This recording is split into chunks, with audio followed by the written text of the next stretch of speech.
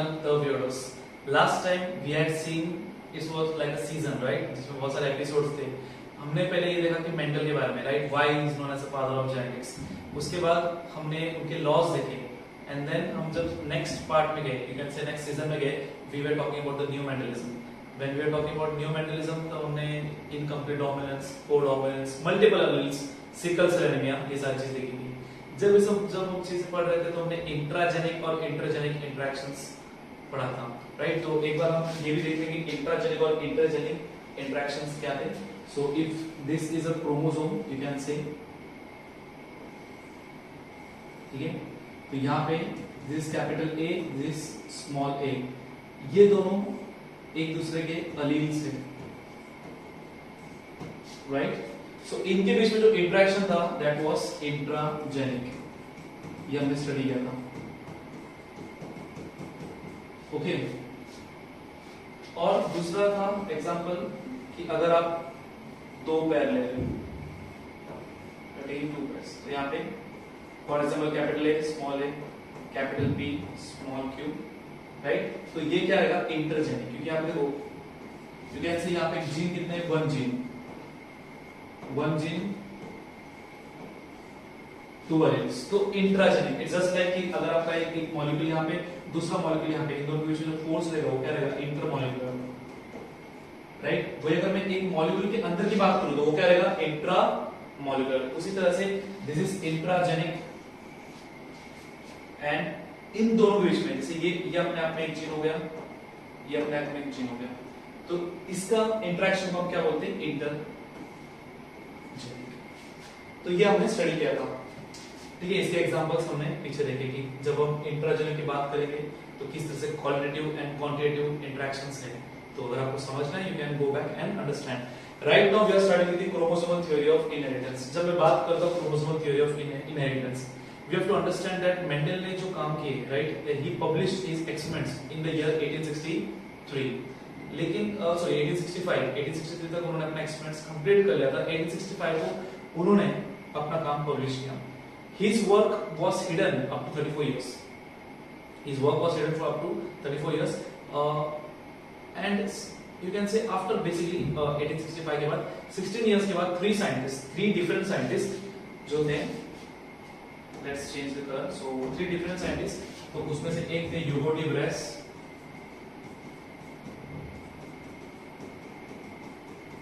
Second थे Correns, और एक थे von Tschermak. There were three different scientists. और you can imagine ये तीनों साइंटिस्ट ने इंडिविजुअली मेंडल के काम को रीडिस्कवर किया, राइट? जिसमें से von Tschermak, you can say, वो ऑस्ट्रिया से बिलोंग करते हैं, मेंडल के जगह से. सो यहाँ पे जब उन्होंने see this one thing, Mendel ने ऑलरेडी चीजें दी थी अपनी, बट उसके फिजिकल एविडेंस नहीं था. मेंडल ने चीजें बताई थी, यू नो, कि फैक्टर्स होते हैं, फैक्टर्स सेग्रीगेट होते हैं, अंडरस्टैंडिंग आपका, यू नो, गैमेट फॉर्मेशन किस तरह से हो रहा है. बट ये उसके टाइम पे उनको ये पता नहीं था कि डीएनए है. He was just having an idea कि कोई पार्टिकल टाइप कोई चीज होती है. उस चीज को, उसका फिजिकल एविडेंस किसने दिया? आपके क्रोमोसोमल थ्योरी ऑफ इनहेरिटेंस ने दिया. तो हम पहले समझेंगे क्रोमोसोमल थ्योरी ऑफ इनहेरिटेंस है क्या. सो इसमें आपके दो साइंटिस्ट में आते हैं, और समझना है यहाँ पे ये 1900 की बात है. That time there was advancement in science. Meiosis was discovered. लोगों को क्रोमोसोम पता था, एंड उनको फिर पता चला आज मुझे अगर क्रोमोसोम्स की बिहेवियर को स्टडी करना है, I want to study the chromosome behaviour, it is actually parallel to the gene behaviour. So there are two scientists known as Walter Sutton and Theodore Boveri. इन्होंने क्या किया वो देखना है हमको यहाँ पे. So chromosomal theory of inheritance was put forward by Sutton and Boveri. कौन सी ईयर में? 1904 में. एंड इन्होंने बताया कि जो जेनेटिक मटेरियल का जो कैरियर होता है वो कौन होता है? Chromosome. We all have an idea कि क्रोमोसोम्स के अंदर डीएनए होता है, एंड डीएनए आपका जेनेटिक मटेरियल है. लेकिन ये 1904 की बात है, और 1902 भी लिखा है इस जगह पे. सो यू कैन से, ठीक है. सो इनके हिसाब से now we have to compare. See Mendel ने जो भी चीज बताई थी उसका फिजिकल एविडेंस किसने दिया? इन्होंने दिया, ठीक है. And if you know Mendel के वर्क को रिकॉग्निशन इसलिए नहीं मिला था because there was no physical evidence. तो जब मैं इसकी बात करूं तो gametes, sperm and egg, they carry all the hereditary characters. They are linked between parents and offspring. Understood, they are linked between the parents and offspring. हम बोलते हैं कि मॉम डैड से जो भी जेनेटिक मटेरियल है वो क्या होता है, पास डाउन होता है to their offspring, to their children, understood. So nucleus of the gametes contain chromosome, ये सारे हेरिडिटरी कैरेक्टर्स रहता है। आई थिंक हमने स्टार्टिंग में ये स्टडी किया कि हेरिडिटी क्या है, इनहेरिटेंस क्या है, ठीक है। Then chromosomes are found in the somatic और डिप्लॉइड सेल। जब मैं डिप्लॉइड बोलता हूं तो सीधी सी बात है क्या रहेगा, 2n, ठीक है। During gamete formation homologous chromosome pairs and separate independently at meiosis.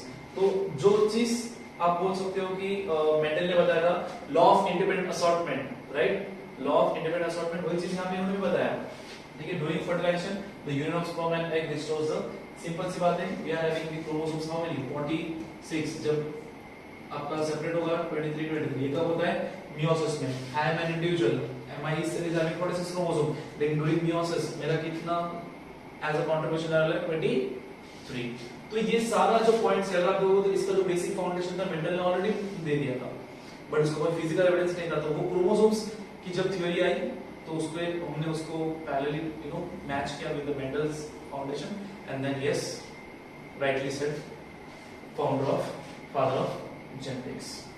सो अब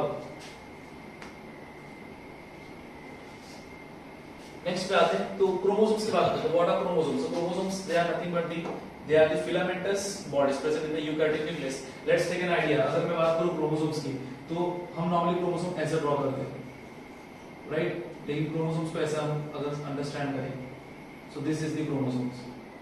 अब यहां पे अभी क्वेश्चन आएगा कि सर मैं यहां पे कॉइल क्या कर रहा हूं, सो जिसको मैं कॉइल कर रहा हूं ये क्या है, डीएनए। ये क्या है, डीएनए। डीएनए का साइज एक्चुअली आपका 2 मीटर है, बट आप इमेजिन करो ये पूरे डीएनए को, मुझे अगर एक धागा है उसको पूरा घर भी कम पड़ जाएगा उसको रखने के लिए, इतना छोटा सेल, इमेजिन कितना छोटा सेल है, उसके अंदर कितनी छोटी सी न्यूक्लियस, उसके अंदर 2 मीटर का डीएनए कैसा होगा, तो उसको कंपैक्ट करने के लिए हम क्रोमोसोम्स यूज करते हैं। सो डीएनए की जब बात करूं तो ये डीएनए है। अब डीएनए को आपको पता है ये डीएनए का चार्ज क्या है, नेगेटिव। व्हाई? कि ribose sugar and phosphate has the negative charge. ये आपका डीएनए को बांधने के लिए हिस्टोन प्रोटीन चाहिए, तो this is the histone protein. तो ये हिस्टोन प्रोटीन इसको क्या करते हैं, कॉइल करके रखते हैं, एंड आपको मिलता है क्रोमोसोम। तो ये आपका chromosome, understood? So you can से rightly yes, chromosomes are the filamentous bodies present in the eukaryotic nucleus. Why हम eukaryotic nucleus बोलते हैं? When we talk with respect to prokaryotic and eukaryotic, prokaryotic में nucleoid है, idea है nucleus का, लेकिन nucleus का आइडिया का मतलब क्या है कि एक प्रॉपर ऑर्गेनेल, और वो आपको यूकैरियोटिक में मिलेगा, प्रोकैरियोटिक में नहीं मिलेगा। Then other term chromosome, again आपको ये पॉइंट्स याद रखने हैं, was coined by Waldeyer in the year 1888। अब सीधी बात है, जब मैं बात करूं क्रोमोसोम्स की, साइज क्या होता है, स्पीशीज टू स्पीशीज वेरी करता है डेफिनेटली, यही तो बायोडाइवर्सिटी है। इवन अगर मैं अपनी कैरियोटाइप की बात करूंगा तो एक्स क्रोमोसोम बड़ा रहेगा, वाई क्रोमोसोम स्मॉल है। देन ईच, अभी एक क्वेश्चन ऑब्वियसली आपका सीईटी में, नीट में हर जगह आता है कि which is the best phase जहां आप क्रोमोसोम स्टडी कर सकते हो, and the answer is metaphase.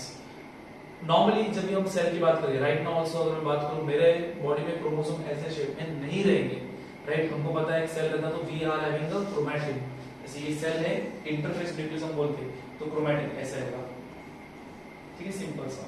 You are having different obviously colourful तो रहता नहीं है, ठीक है, हम सिर्फ कलरफुल सब बनाते हैं, लेकिन डेफिनेटली सो ये आपका क्रोमैटिन जब प्रोफेज चालू होता है and the chromatin gets condensed, it forms the metaphase. तो मेटाफेज में आप बोल सकते हैं हाँ भाई मुझे ऐसा क्रोमोसोम देखने मिलेगा। सो यहाँ पे बेसिकली इसके कभी भी वर्ड आता है मेटाफेज, क्रोमोसोम्स वेरीज इतना है, ठीक है, ये इतना थिकनेस है, ये इतना लेंथ है। क्रोमोसोम्स कभी विजिबल होगा only during the cell division, और वो भी कौन से फेज में, metaphase, right. They are capable of self replication, we all know DNA, हम ये देखते हैं ना सीजन 3 में, हमारा अभी ये सीजन 3 हो गया, बेसिकली सॉरी सीजन 4 चालू है ना, सीजन 4 की हम बात करते हैं क्रोमोसोम थियरी ऑफ इनहेरिटेंस है। सो सीजन 5 एंड 6 में हमको पता चलेगा DNA as a dome emerge क्यों होता है, डीएनए डायरेक्टली कैसा है, अभी तक लोगों को पता ही नहीं है। इमेजिन मेंडल ने ऑलरेडी बोल दिया कि कोई तो का पार्टिकल है जो पेरेंट्स से बच्चों में जा रहा है, उसको हम, तो लोगों को पता ही नहीं, 1900 आ गया, अभी तक इतना इसमें आइडियाज नहीं हुए। 1953 में it came to know yes DNA is the genetic material, all hail to DNA, and then अपना न्यू चीज स्टार्ट हुआ। अब तक सिर्फ हमको 20 क्रोमोसोम्स के बारे में आइडिया है, तो अब तक हमारे सीजन 4 में क्रोमोसोम की बात करेंगे, जहां पे ये चीज एंड होगी हम मॉलिक्यूल पे स्टार्ट करेंगे, वहां पे हम नया सीजन स्टार्ट करेंगे जहां पे हम डीएनए की बात करेंगे।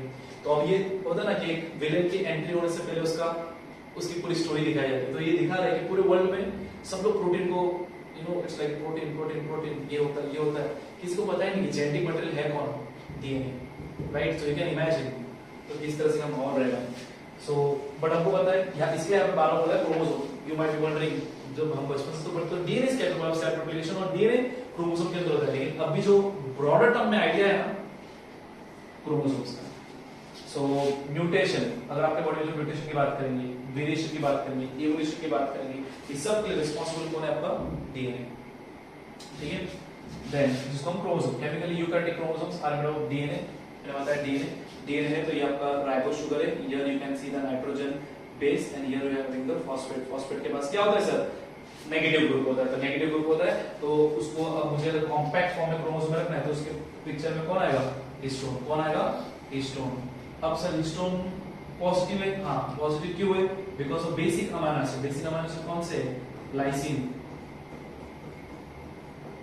दूसरा क्या है, आर्जिनिन, ये बोर्ड में एक बार पूछा भी गया है, ठीक है। अमीनो एसिड्स को क्लासिफाई करते हैं तो एसेंशियल, नॉन एसेंशियल, वैसे आपका एसिडिक और बेसिक भी होता है। तो लाइसिन और आर्जिनिन ये आपके हिस्टोन, ये आपके बेसिक अमीनो एसिड्स, ठीक है, आपके बेसिक अमीनो एसिड, जिसकी वजह से आपका हिस्टोन का चार्ज क्या है, पॉजिटिव, पर डीएनए नेगेटिव, एंड आपको क्रोमोसोम मिल जाता है। सो आई होप यहां तक आपका क्लियर है। This are some numerical values आपको हमेशा याद रखना। Chromosomes, now coming to the number of chromosome की अगर मैं बात करूंगा, so the number of chromosomes in specific, सीधी सी बात है वो क्या रहेंगे, स्पेसिफिक रहेंगे। लेट्स टेक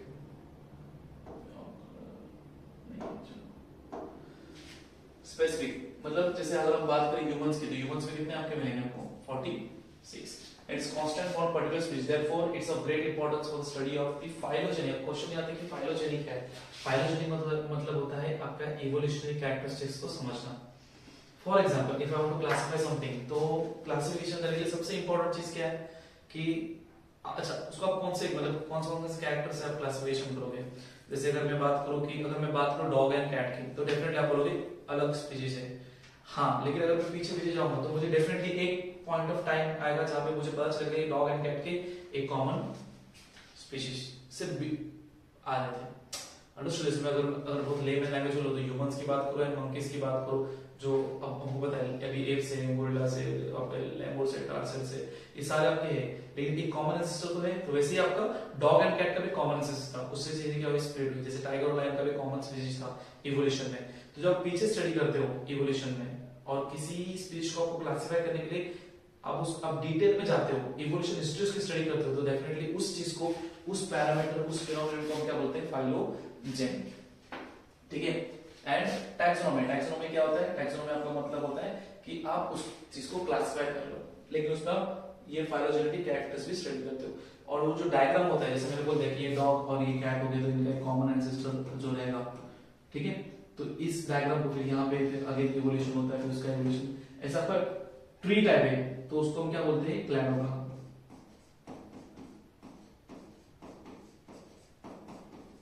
क्या बोलेंगे, क्लैडोग्राम, ठीक है। सो द टर्म प्लॉइडी, अब आते हैं प्लॉइडी की बात करेंगे। So the term ploidy means degree of repetition of the primary basic number of chromosome, that is कितना रिपीटेशन आपका हो रहा है। When the chromosome number in a cell is exact multiple of the primary basic number, it is called as euploidy। Simple सी बात है, जितना आपका अभी क्रोमोसोम्स है, ठीक है, उसका आप अगर एक मल्टीपल नंबर लेंगे, जैसे यहाँ पे दिया when the chromosome number in a cell is exact multiple of the primary basic number, इसको बोलेंगे euploidy, ठीक है। अब समझते कैसे है। euploidy includes monoploid, haploid। अगर मैंने सिंपल बोल दिया कि euploidy में मैंने बोल दिया 2n, राइट, मैंने बोल दिया 2n, तो मतलब कितने क्रोमोसोम रहेंगे। अगर ह्यूमन की बात करूंगा तो 46। अगर वही मैं किसी दूसरे स्पीशीज से पी का हो गया, तो पी में मैं एग्जांपल लूंगा, तो मैं पी में क्या बोलूंगा, मेरे टोटल कितने हैं, 14 कैरेक्टर्स के हिसाब से अगर मैं पढ़ूंगा क्रोमोसोम्स में 7 पकड़े चलता हूं।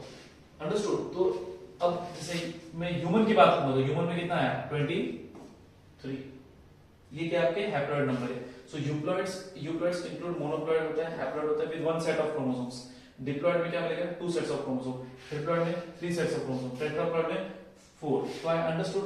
तो आपके टोटल कितने सेट ऑफ क्रोमोसोम से मल्टीपल कितने, उसको बोलेंगे यूप्लॉयड। अब यूप्लॉयड में टाइप हो सकता है हैप्लॉयड, डिप्लॉयड, ट्रिप्लॉयड, टेट्राप्लॉयड, ये सारी चीजें। When the chromosome number is not the exact multiple, right, of the haploid set, उसको बोलेंगे aneuploidy। अभी aneuploidy का मतलब क्या है, समझो आपका ये 2n में से ना कुछ एक क्रोमोसोम डिलीट हो गया या कुछ ऐड हो गया, राइट, तो वो किसके अंदर आता है, aneuploidy। वो किसके अंदर आता है, aneuploidy। Let's try to understand। तो जैसे अभी आपको यहाँ पे तो हाँ अभी यूप्लॉइडी, अभी एनाप्लॉइडी जो कंडीशन है, राइट, जिसका आपका एक आपको मिलता है डाउन सिंड्रोम, जहां पे आप देखोगे आपका टोटल आपका जो क्रोमोसोम हम उसको बोलते हैं जहां पे 21 ट्राइसोमी बोलते हैं, राइट। हम क्या बोलेंगे उसको, 1 सेकेंड, ये हम उसको बोलते हैं 21st ट्राइसोमी, डाउन सिंड्रोम को। क्योंकि 21st क्रोमोसोम में 2 क्रोमोसोम के बदले कितने क्रोमोसोम आते हैं आपके, 3।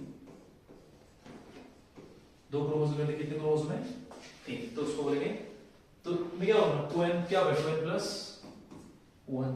वैसे आपका ये तो ऑटोसोम्स हो गया, मतलब 46 में अगर बात करो तो 44 ऑटोसोम से, बाकी तो सेक्स क्रोमोसोम से, तो ये ऐसा है। लेकिन अगर मैं बात करूं with respect to Turner syndrome, जहां पे क्या होता है कि आपका XX जो फीमेल रहेगा उसमें एक X नहीं रहेगा, अंडरस्टूड, एक X नहीं रहेगा, तो वैसा आपका कंडीशंस है। तो बढ़िया आगे बढ़ोगे तो ये एनाप्लॉइडी, यूप्लॉइडी तो क्लियर है। अभी एनाप्लॉइडी जो पार्ट है वो आपको मैं आगे डिसऑर्डर्स हम डेफिनेटली स्टडी करेंगे, बट आई होप आपको समझा कि एक क्रोमोसोम बढ़ता है, एक क्रोमोसोम घटता है, एक क्रोमोसोम एक्स्ट्रा है, 2 क्रोमोसोम कम है, ज्यादा है, बढ़ना घटना ठीक इसमें आएगा एनाप्लॉइडी में, क्लियर। अब हम देखते हैं क्रोमोसोम्स के बारे में बात करेंगे। सो क्रोमोसोम्स की जब हम बात करेंगे, टिपिकल क्रोमोसोम में आपको कितना 2 क्रोमैटिड दिखेंगे, ठीक है, जो जॉइन होते हैं। तो जिस पार्ट पे जॉइन होता है उसको हम बोलते हैं प्राइमरी कॉन्स्ट्रिक्शन। आपको दिख रहा है स्कूल में सेंट्रोमियर।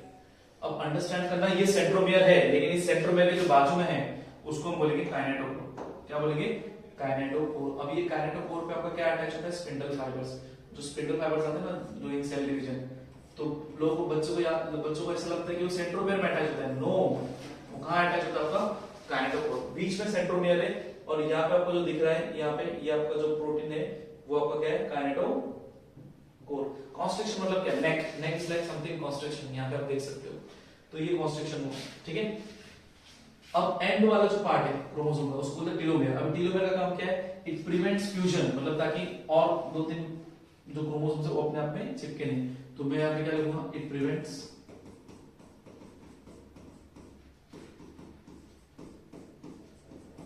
फ्यूजन, क्लियर, ठीक है। फिर आपका आता है सेकेंडरी कॉन्स्ट्रिक्शन, जिसको हम और नाम देते हैं NOR, न्यूक्लियर ऑर्गेनाइजर रीजन। क्या बोलेंगे, न्यूक्लियर ऑर्गेनाइजर रीजन। अब इसका मेन काम क्या होगा, सीधी बात है, तो न्यूक्लियस है ना, जो आगे क्या बनेगा, राइबोसोम। तो आपको ये चीज मालूम पड़ता है।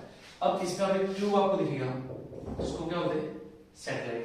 सैटेलाइट का काम बहुत सारा है, जिसमें से एक आप याद रख सकते हो, जीनोम को स्टेबिलिटी प्रोवाइड करना, ठीक है। एक एज एन आइडेंटिफिकेशन भी यूज होता है, वो एज आइडेंटिफिकेशन भी काम करता है, क्लियर, ओके। देन आपका न्यूक्लियोलस, आपको पता है अगर मैं सेल की बात करूंगा, अगर प्रोफेज में है तो यहाँ पे न्यूक्लियोलस होता है, सबसे पहले डिसेबल होता है, और न्यूक्लियोलस ही आपको क्या बनाता है, राइबोसोम्स। क्या बनाएगा, राइबोसोम्स। तो यही पार्ट है, इतना आपको याद रखना है। बाकी तो मैट्रिक्स से अंदर आपका क्रोमोसोमेटा मतलब सारे क्रोमैटिन फाइबर्स ही रहेंगे, ये सारी चीजें। तो मैंने क्या बताया, ये आपका क्रोमोसोम में 2 कॉन्स्ट्रिक्शन है, एक प्राइमरी कॉन्स्ट्रिक्शन जो आपका रहेगा सेंट्रोमियर। सेंट्रोमियर को ऐसे याद रखो कि बक्कल है बीच में, राइट, बेल्ट में, और के से कमर, के से काइनेटोकोर। काइनेटोकोर में क्या अटैच होगा, स्पिंडल फाइबर्स, ठीक है, एंड वो आपका सेल डिवीजन के रहते हैं काम आएगा। So let's try to understand first of all क्या है primary constriction. Primary constriction is nothing but my centromere,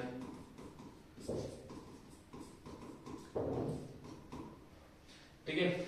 जो डिस्क लाइक प्रोटीन आपको देखने मिलेगा यहाँ पे साइड में, उसको मैं क्या बोलूंगा, काइनेटोकोर, ठीक है। उसमें मेरा क्या अटैच होगा, स्पिंडल फाइबर्स। स्पिंडल फाइबर्स आएंगे कहां से, मेरे सेंट्रियोल से। कहां से आएंगे, सेंट्रियोल। और याद रखना, सेंट्रियोल सिर्फ एनिमल सेल्स में मिलेगा, प्लांट सेल्स में नहीं मिलेगा। देन बिसाइड्स प्राइमरी कॉन्स्ट्रक्शन कुछ आपके अलग पार्ट भी सेकेंडरी कॉन्स्ट्रक्शन में बताया, ठीक है, आप देख सकते हो यहाँ पे, जिसको हम NOR भी बोलेंगे, न्यूक्लियर ऑर्गेनाइजर रीजन, जहां पे आपको न्यूक्लियस भी देखने मिलेगा। और न्यूक्लियस का मेन काम क्या है? राइबोसोम्स बनाना। राइबोसोम्स मतलब क्या? RNA, जो आपका ट्रांसक्रिप्शन में ट्रांसक्रिप्शन होने के बाद mRNA it goes to the rough endoplasmic reticulum, in rough endoplasmic reticulum you are having the ribosomes, तो वो यहाँ पे बनता है। सैटेलाइट बॉडी में ऑलरेडी बताया, ठीक है, ये आपका सेकेंडरी कॉन्स्टिट्यूशन होता है और बहुत ही फ्यू आपके क्रोमोसोम्स में आपको मिलेगा, ठीक है, बट वो उसका मेन काम क्या है ऑलरेडी बताया, आपका न्यूक्लियस बनाना, ठीक। हाँ, और सैटेलाइट बॉडी क्या प्रोवाइड करेगा? जियोमिक स्टेबिलिटी, आइडेंटिफिकेशन क्रोमोसोम्स को। टेलोमेर क्या करेगा? अभी एंड वाला पार्ट है टेलोमेर, तो टेलोमेर डेफिनेटली वो क्या करेगा? फ्यूजन प्रिवेंट करेगा, क्रोमोसोम आपस में फ्यूज ना हो। Each chromatid in turns contains a long unbranched slender highly coiled, उसको हम बोलेंगे क्रोमोनेमा, जो आपका थ्रू आउट क्रोमोसोम्स के अंदर रहेगा। क्लियर है? इतना आपका इंपॉर्टेंट चीज है। तो you have to remember the structure. Structure में याद रखना, ये अंदर क्रोमोमियर से बीच में आपका बताया ना बेल्ट है, तो बक्कल क्या रहेगा? सेंट्रोमियर। कैसे कमर, कैसे काइनेटोकोर। काइनेटोकोर से क्या खींचेगा? क्रोमोसोम्स को दो पार्ट में खींचेगा। कौन? Spindle fibre. कहां से निकल रहा है? सेंट्रियोल। किधर अटैच हो रहा है? काइनेटोकोर सेपरेट करेगा। सिंपल। ये एक आपका हो गया प्राइमरी कॉन्स्ट्रक्शन, और एक कॉन्स्ट्रक्शन है सेकेंडरी कॉन्स्ट्रक्शन। क्या मिलेगा वहां पे? NOR, न्यूक्लियर ऑर्गेनाइजर रीजन, ठीक है। देन अब इसको आप बहुत ऐसा सिंपल आप याद रख सकते हो। एक लेट्स स्टार्ट टू अंडरस्टैंड। अभी ये हमने 9th में पढ़ा है चीजों को, बहुत सिंपल चीजें की कि जब मैं बात करूं क्रोमोसोम्स के शेप की, तो सर हम चलेंगे, तो एक आपको मिलेगा मेटासेंट्रिक। आप देखो मेटासेंट्रिक मतलब क्या? इक्वल, ठीक है, सेंट्रोमियर यहाँ पे, ठीक है। फिर आपका मेटासेंट्रिक से हम कहां पे आएंगे? सब मेटासेंट्रिक। सब मेटासेंट्रिक मतलब थोड़ा सा छोटा। अब लोगों को लगता है ये थोड़ा छोटा है, लेकिन एक्चुअली यहाँ पे डिस्प्लेसमेंट किसका हुआ है? सेंट्रोमियर का। So there are some keywords you can remember, it's like mnemonics, कि यहाँ पे आप बोलोगे equally. You have to remember कि इनका जो पोजीशन है, इनका जो शेप है, it is with respect to the centromere alignment, centromere के अलाइनमेंट की तरफ से। तो मैं इसकी बात करूंगा तो सेंट्रोमियर यहाँ पे क्या है? मिडल में। M for middle, M for metacentric।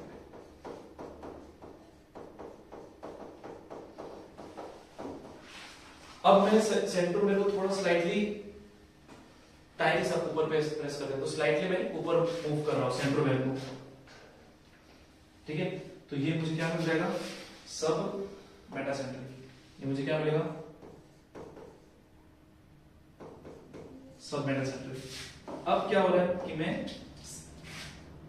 आपका उसके ऊपर और फ्लो बढ़ा रहा हूं, तो मुझे क्या मिलेगा? एक्रोसेंट्रिक। मिडल, सेंट्रोमियर से मिडल, इसको क्या हो? स्लाइटली अवे, स्लाइटली अवे, इसको बोलेंगे सब मेटा। देन सब terminal, terminal is something and, तो ये क्या है? सब टर्मिनल, तो ये क्या होगा? एक्रोसेंट्रिक। क्या रहेगा? एक्रोसेंट्रिक। अब लास्ट में आपको दिखेगा नहीं कुछ ऊपर, सिर्फ नीचे का पार्ट आपको दिखेगा, तो ये आपको क्या रहेगा? टीलोसेंट्रिक। क्या रहेगा? टीलोसेंट्रिक। तो याद किस तरह किया हमको? सिंपल सा मैंने आपको बताया। फर्स्ट इज लाइक मेटासेंट्रिक में you can be having the chromosomes proper, ये आपका सेंट्रोमियर प्रॉपर प्लेस्ड है। सब मेटा में it's like you slightly placed above and then you going और अप, राइट। देन एक्रोसेंट्रिक में इट्स सब टर्मिनल, तो यहां पे वर्ड याद रखना है, सब मेटा हो गया, स्लाइटली अवे, स्लाइटली अवे, और ये क्या रहेगा? सब टर्मिनल।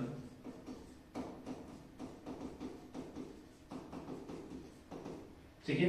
एंड देन आपका टीलोसेंट्रिक मतलब क्या? ऊपर। याद रखो टीलोसेंट्रिक लाइक टकलू, ऊपर कुछ नहीं, ठीक है, तेरा अपना मेटा कुछ नहीं।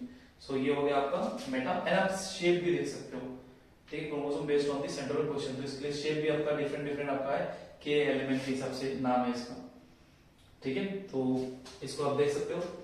मैं बात करूं मेटासेंट्रिक, तो मेटासेंट्रिक मुझे कैसा शेप मिल रहा है? V shape. सब मेटा कैसे मिलेगा? कहां गया सब मेटा? कैसे मुझे मिलेगा? इट्स लाइक ऐसे, तो मैं क्या बनाऊंगा? L shape. फिर मैं आता हूं एक्रोसेंट्रिक। एक्रोसेंट्रिक ऐसा है, तो इट्स लाइक प्रॉपर क्या बन रहा है? जे शेप। फिर मेरा क्या था? टीलोसेंट्रिक, कुछ भी नहीं है, आई शेप। ठीक है, तो let's start understand V shape में सेंट्रोमेर अलाइनमेंट कहां पे, मिडल, सर मिडल है जी। सब मेटा में centromere situated distance from the middle from the one arm is shorter than other, slightly placed above, सही है, ठीक है। एक्रोसेंट्रिक है जी, it's situated near the end मतलब क्या, सब टर्मिनल ऊपर सबसे, और लास्ट में आपका आता है टीलोब, जहां पे सब क्या होता है, सबसे ऊपर, it's at the tip of the chromosomes. सवाल कितना क्लियर है? अब जब मैं बात करूंगा सेक्स क्रोमोसोम्स की, तो सेक्स क्रोमोसोम्स सीधी सी बात है, आपके दो तरह के आपके क्रोमोसोम को देखने मिलेंगे। एक आपका, जब मैं बात करूं 46 क्रोमोसोम्स में, तो 46 में आपको क्या होता है कि आपका 44 इज योर ऑटोसोम्स, और आपके दो क्या रहेंगे, सेक्स क्रोमोसोम्स, दो क्या रहेंगे, सेक्स क्रोमोसोम्स। सीधी बात है, सेक्स क्रोमोसोम को हम दूसरा नाम क्या रखते हैं, एलोसोम्स, हम एलोसोम्स भी बोलते हैं। So the chromosome which are responsible for the sex determination are called as sex chromosome, ये हमको पता है, allosomes. Human being and other mammals have X and Y chromosomes. याद रखना, जब मैं एक्स क्रोमोसोम बोलता हूं तो डेफिनेटली वो होमोजाइगस फीमेल है ना, अभी हेटेरोजाइगस फीमेल तो होती है, लेकिन होमोजाइगस फीमेल है ना। बट जब मैं बात करूं एक्स वाई, तो इसको हेटेरोजाइगस नहीं बोलूंगा, हम इसको एक्स वाई को क्या बोलते हैं, दोनों अलग है, तो इसको हम क्या बोलते हैं, हेमीजाइगस। क्या बोलते हैं, hemizygous. X chromosome is straight, rod like and longer than Y chromosome, X हमेशा लंबा रहेगा, वाई छोटा रहता है। मेटासेंट्रिक, अब सर मेटासेंट्रिक क्या ऊपर हम देखा था, मिडल में रहेगा। वाई क्रोमोसोम क्या मिलेगा आपको, एगोसेंट्रिक, राइट, सब टर्मिनली पढ़ा दी। X chromosome has large amount of euchromatin. अब मैं बात करूं यूक्रोमैटिन मतलब क्या, ये जेनेटिकली एक्टिव होते हैं। अगर मैं क्रोमोसोम्स की बात करूंगा, ठीक है, तो क्रोमोसोम में कुछ हिस्सा बार-बार निकल रहा है, ट्रांसक्रिप्शन में निकलेगा, वापस जुड़ेगा, तो ये जेनेटिकली क्या है, एक्टिव है। तो यूक्रोमैटिन वो रीजन है जो जेनेटिकली एक्टिव है, और फिर अगर यूक्रोमैटिन वो रीजन जो जेनेटिकली एक्टिव है, तो हेटेरोक्रोमैटिन क्या है, heterochromatin is the region which is genetically inactive. So euchromatin में क्या होता है, they have the large amount of DNA material, इसलिए वो है जेनेटिकली एक्टिव, या फिर इसको आप ये भी बोल सकते हो ट्रांसक्रिप्शनली एक्टिव, ठीक है। वाई क्रोमोसोम के पास क्या होता है, small amount of euchromatin and large amount of heterochromatin, इसलिए जेनेटिकली क्या होता है, लेस एक्टिव या तो इनर्ट होता है। Both X and Y chromosomes are show homologous and non homologous region. Homologous region मतलब क्या, जो सिमिलर जीन्स शो करेगा, while नॉन होमोलोगस क्या होते हैं, डिसिमिलर जीन्स होता है। तो इसको हम डायग्राम से समझेंगे। अभी जैसे अगर बात करूं होमोलोगस एक्स क्रोमोसोम्स की बात करेंगे, कहां गया, ओके। जब मैं बात करता हूं होमोलोगस क्रोमोसोम्स की, ठीक है, दूसरा कर लेते। सो ये आपके रीजन है, ये आपके क्रोमोसोम्स है, ठीक है। सो क्या लिखा है यहाँ पे कि homologous region shows similar genes while non homologous region show dissimilar genes. Crossing over occurs only between the homologous region of X and Y chromosome। तो क्रॉसिंग ओवर कहां पे होगा, यहां पे, ठीक है। Non homologous region of X chromosome is longer and contains more gene that of the non homologous region of the Y chromosome। तो अगर मैं नॉन होमोलॉगस क्रोमोसोम की बात करूंगा, ठीक है, सो आप देख सकते हो ये आपका होमोलॉगस रीजन है, ठीक है, जहां पे आपके सेम जीन रहेंगे, X के भी पास सेम जीन है, Y के भी जीन मिलेंगे। लेकिन नॉन होमोलॉगस रीजन क्या होता है आपका, छोटा होता है, Y क्रोमोसोम छोटा होता है, X क्रोमोसोम बड़ा होता है। So non homologous region of the X chromosome ये आपका क्या है, लॉन्गर है एंड कंटेन्स मोर जीन्स, इसमें ज्यादा जीन्स रहेंगे, Y क्रोमोसोम में क्या रहेंगे, कम रीजन रहेंगे। होमोलॉगस मतलब क्या, यहाँ पे फॉर एग्जांपल जो जीन है, ठीक है, यहाँ पे जो जीन है जैसे कैपिटल A है, तो सेम जीन यहाँ पे मिलेगा, लेकिन शायद दूसरा हो। जैसे वो बोलते हैं हाइट की बात कर लो, हाइट में अल्टरनेटिव अलिल्स के होते हैं, अल्टरनेटिव फॉर्म ऑफ जीन, सीधी सी बात है, ये टॉल के लिए है, तो ये डॉफ के लिए, तो ये होमोलॉगस रीजन हो गया। क्या हो गया, होमोलॉगस रीजन। तो क्रॉसिंग ओवर हमेशा कहां पे होता है, यहां पे होता है, जो क्रॉसिंग ओवर हमने पढ़ा है सेल डिवीजन में। So X linked genes are present on the non homologous region of the X chromosome. तो यहां पे मुझे क्या मिलेगा, X लिंक्ड जीन, क्या मिलेगा, X लिंक्ड जीन्स, और यहां पे मुझे क्या मिलेगा, Y लिंक्ड जीन्स। तो मुझे समझ में आना चाहिए कि नॉन होमोलॉगस पार्ट ऊपर है, जिसमें Y छोटा है, X बड़ा है। होमोलॉगस मतलब क्या, नीचे, होमो सेम, यहां पे एक जीन है तो यहां पे भी सेम जीन रहेगा, उसका जो अलील्स है, जैसे ये कैपिटल T तो ये स्मॉल t, समझा ना, तो ये कैपिटल T A है तो ये स्मॉल a, तो ये हो गया होमोलॉगस रीजन। क्लियर है। तो X लिंक्ड जीन कहां मिलेगा मुझे, non homologous region of the X chromosome. Y linked gene कहां मिलेगा, non homologous region of the Y chromosome. ज्यादा बड़ा कौन है, X क्रोमोसोम। तो यहां पे हमने ये सेक्स क्रोमोसोम कंप्लीट किया, ठीक है। इसके बाद जो टॉपिक है लिंकेज वो हम नेक्स्ट टाइम देखेंगे। आई होप आपको चीजें क्लियर हुई। So stay tuned, thank you.